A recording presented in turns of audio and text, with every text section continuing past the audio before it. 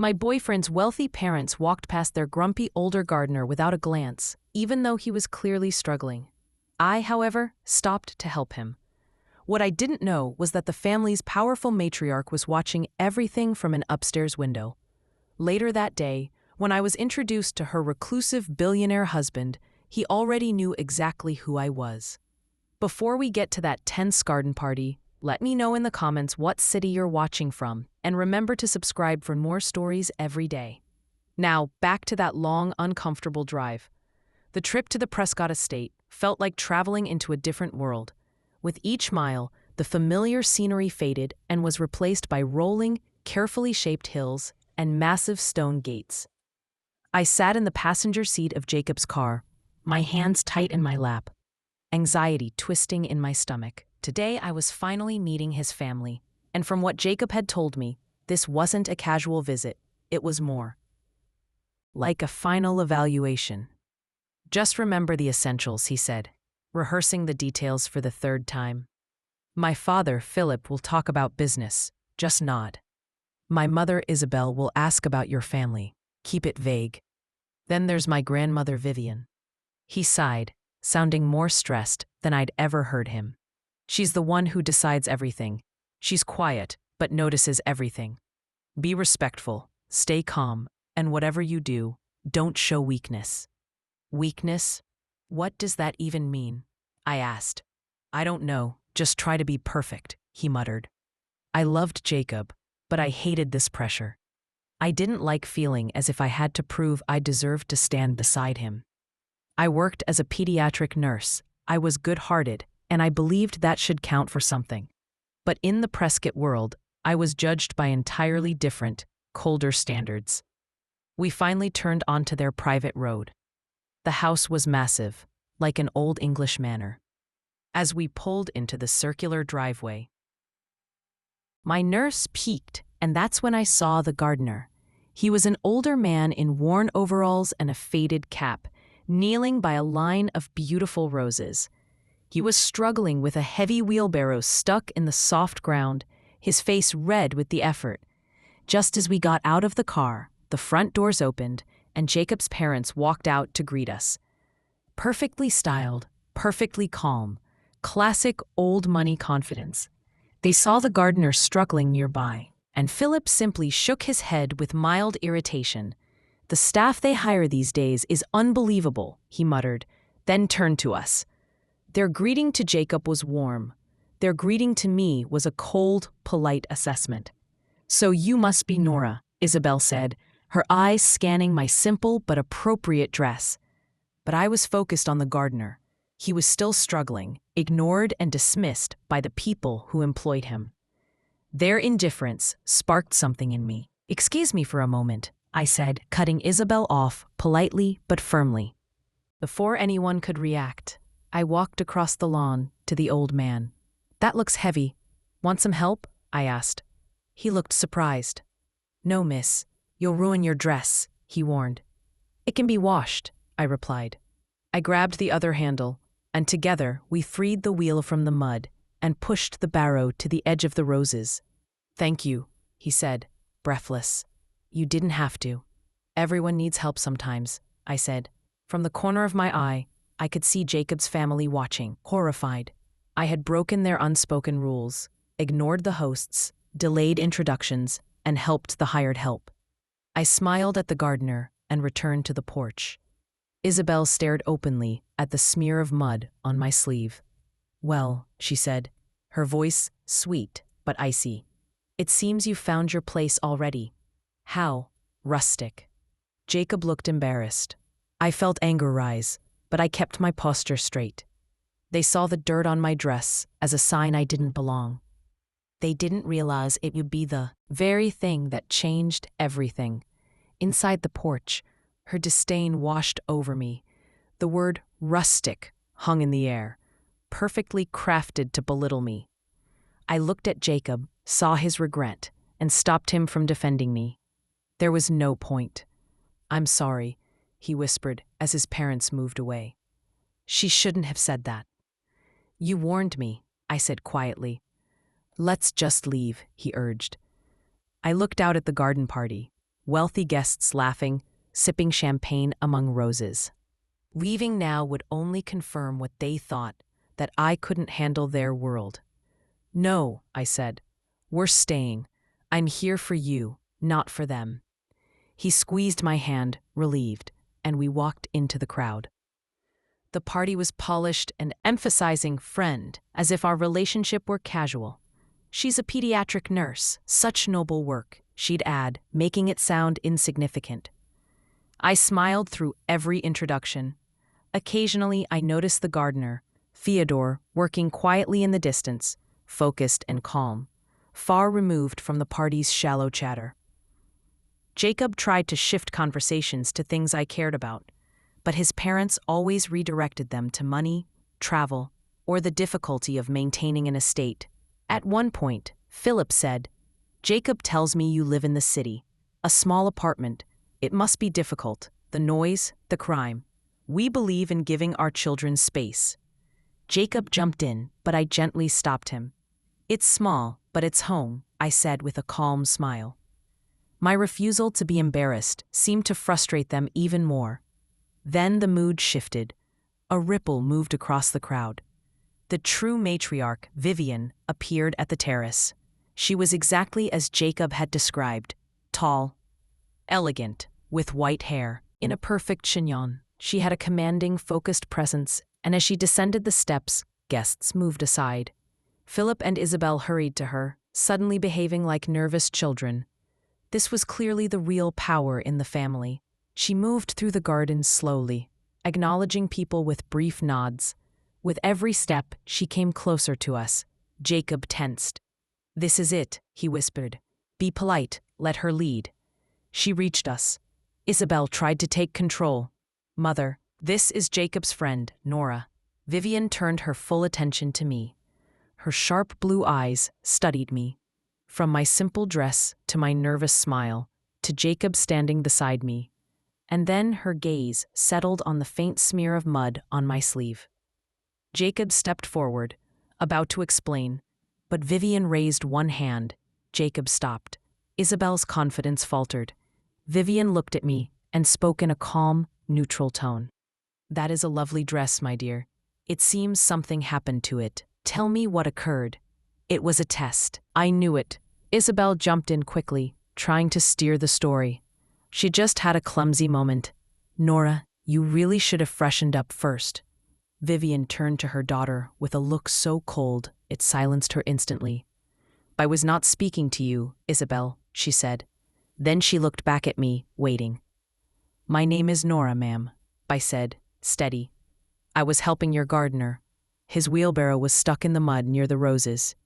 Isabel looked horrified. To her, helping staff was a serious social mistake. But Vivian didn't react. "The gardener," she repeated. "You mean Theodore?" The fact that she knew his name told me something important. "Yes," I said, "he needed help." Vivian was silent for a long moment. Then a faint smile appeared at the corners of her mouth. She turned to her daughter and son-in-law, who looked uneasy now. "How very interesting," she said, her voice carrying a sharp, amused edge. "My husband has been struggling with that same wheelbarrow since early morning.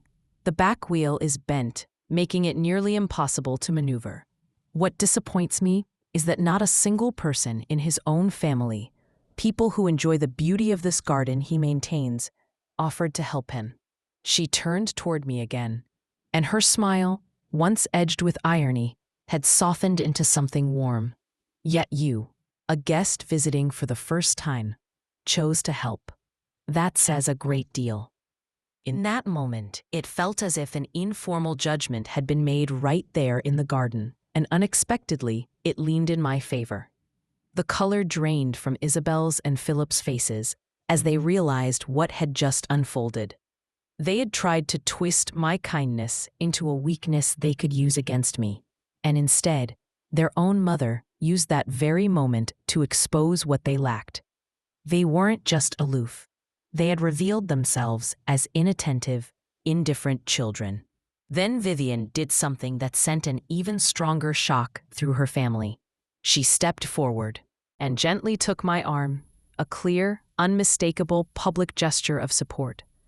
Nora, she said, her voice now loud enough for those around us to hear. You are a woman of substance.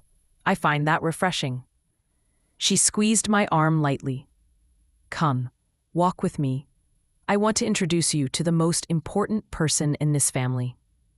She led me away across the lawn, leaving my stunned boyfriend and his mortified parents standing behind us like statues. I felt as if I were walking through a dream. Somehow, I had made it through the tense ordeal, and unbelievably, I had come out on top. Now she was taking me to meet the family's central figure, the husband she spoke of with such respect and affection. As we walked, I could not imagine who this person might be. I assumed it was a dignitary, an influential business partner, or someone whose approval would be even harder to earn. What I didn't expect was that she was leading me straight back to the grumpy, gentle old gardener I had helped earlier. The same man her family had so casually ignored. Vivian's hand rested on my arm like a symbolic seal of protection, a visible proclamation of acceptance that rippled through the gathering. She didn't take me toward the main terrace or back to the polite chatter of affluent guests. Instead, she guided me across the enormous green lawn, farther from the party and toward the breathtaking rose gardens at the far edge of the estate. I was completely confused. Who exactly were we going to meet? Behind us, I could feel the eyes of Jacob and his parents following at a hesitant distance, unsure of what was happening. As we moved farther from the string quartet and closer to the gardens, the atmosphere shifted completely. The music faded, replaced by the soft hum of bees and the rustle of leaves in the towering oaks. The air was thick with the scent of thousands of roses in full bloom. This place felt peaceful, like a different world compared to the stiff, performative environment of the party. My mind raced with questions. Was her husband secluded in a garden cottage? Was he a private artist, or someone who kept a workspace hidden among the flowers? All I knew of the Prescott patriarch, Fyodor, was that he was even more influential, private, and commanding than his wife. I braced myself for what I thought would be another intimidating test. Then I saw him, in the center of the most stunning area of the garden, in a circular space surrounded by vibrant, award-winning roses, knelt the gardener. He was on his hands and knees, completely focused on tending the soil around a striking, deep red rose bush. Wearing muddy overalls and an old cap, he seemed entirely absorbed in his work, oblivious to the family drama unfolding nearby. Vivian slowed her steps, watching the old man with a tender and affectionate smile. I was completely puzzled. Why had she brought me here? To see the gardener? We stopped at the edge of the rose bed, just as Jacob and his parents finally caught up. Standing behind us, wearing expressions of pure confusion, Fyodor, my love, Vivian called gently, her voice soft but carrying easily across the quiet garden. There is someone I want you to meet. The old gardener looked up. When he saw his wife, his tired face lit with a warm, genuine smile. Then he saw me, and his bright blue eyes sparkled with the same friendly recognition from earlier. Slowly, with stiff joints shifting into place, he stood and wiped his soil-covered hands on his overalls. Behind me, Jacob looked like he couldn't process what he was seeing. His parents were pale, their mouths open in disbelief. Vivian looked from her husband to me, and then turned her gaze toward her own children, her expression firm and final. Nora, she said clearly, I would like you to properly meet my husband of 60 years, the man who designed and planted every single flower in this garden, the man whose dedication is the true foundation of the Prescott family fortune, my husband, Theodore. It all clicked at once, with stunning force. The humble gardener I had helped, the man Jacob's parents had treated with contempt, was the elusive patriarch of the entire family. A tidal wave of understanding washed over me, as Philip and Isabel realized the consequences of their behavior. Their earlier arrogance had not been directed at a staff member. It had been directed at their own father, in front of a guest they were supposed to be evaluating. Theodore paid them no attention. He approached me directly, extending his dirt-stained hand with a warm, sincere smile.